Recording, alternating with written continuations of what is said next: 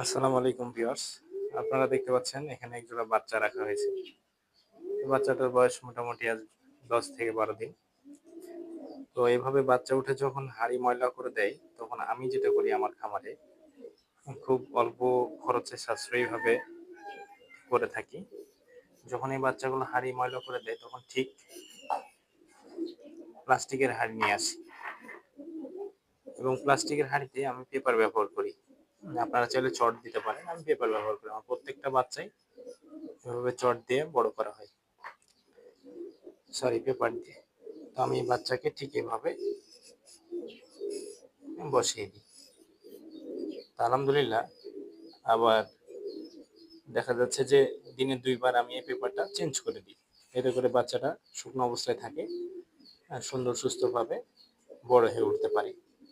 আর ভেজা অবস্থায় থাকলে বাচ্চা খুব একটা ভালোভাবে বড় হয় না। দেখা যাচ্ছে যে বাচ্চা অনেক সময় অসুস্থ হয়ে যায়। তো আপনারাও আপনাদের হাঁড়িগুলো পরিষ্কার রাখবেন।